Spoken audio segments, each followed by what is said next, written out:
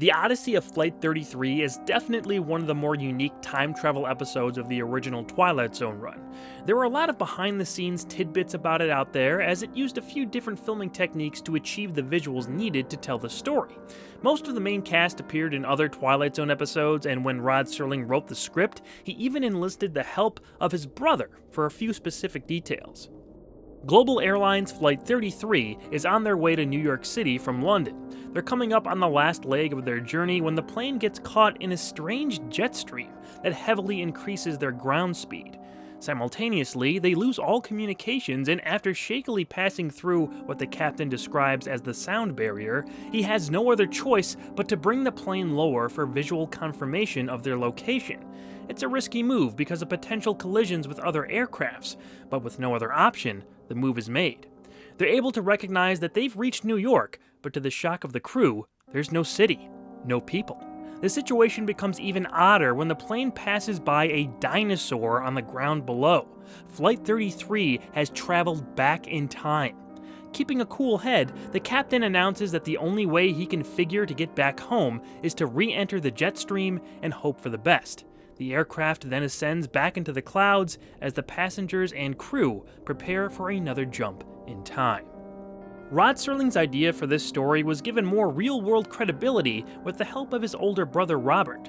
Robert himself was a novelist and an aviation writer who was responsible for a lot of the technical dialogue between the crew members. Many pilots later described the exchanges to be among the most authentic in any film or TV show episode up to that point. The older Serling would later fill the same role when Rod wrote the 1966 TV movie The DOOMSDAY Flight.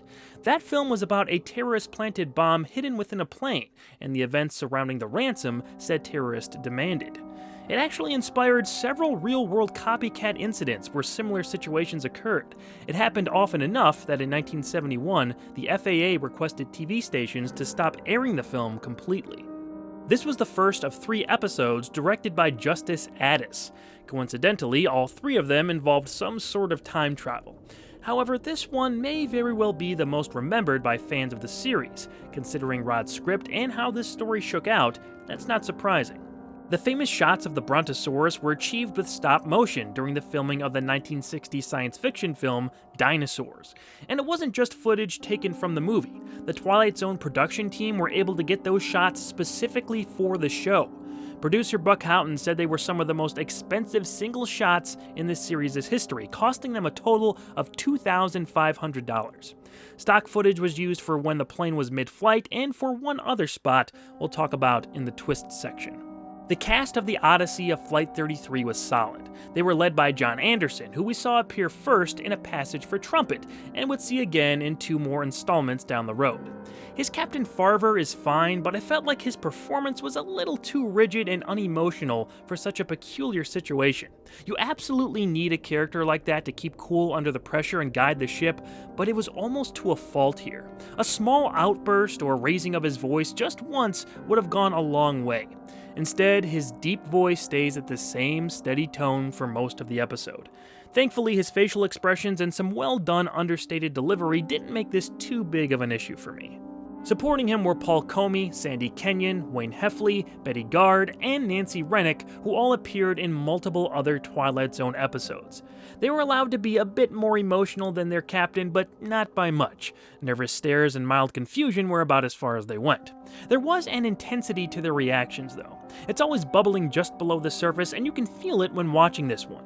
The deliberate pace and mystery of the situation definitely helped keep me hooked to find out where all of this was going. After getting back into the jet stream and descending once again, the crew finds themselves back in a more modern New York. But when they try to reach air traffic control, the jargon they use isn't recognized. The crew soon figures out that they've jumped forward in time, but not far enough. The World's Fair seen below gives away that they're only in 1939, 22 years before the date they left London.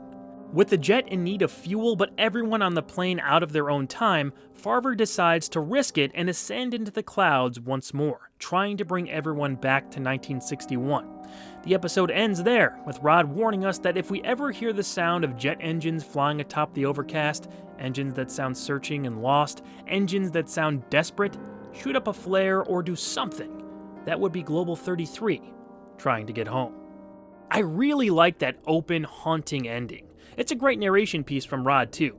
Within the bounds of the story, the plane can be anywhere in time. It's kind of half a ghost story in that we see the origin of this lost flight. There's an NBC show called Manifest that loosely extends the concept with the plane landing 5 years after it took off in what seemed like just a few hours for those on board. I never watched it though, so if you have, let me know what you thought of it. The stock footage I mentioned earlier was of the actual 1939 New York World's Fair, and it was a nice touch to see film of the real event.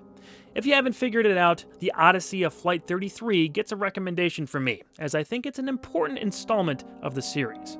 If I had any critiques, aside from John Anderson's somewhat monotonous performance, it's that we saw next to nothing of the passengers' experience on the flight.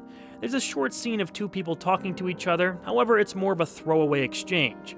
The flight attendant does mention that some of these folks are hysterical, but again, we never see it on screen. We wouldn't have needed much, just a few sequences following the same passengers as they went through these events. I do believe that kind of thing is expanded on in the graphic novel that was made out of this episode though.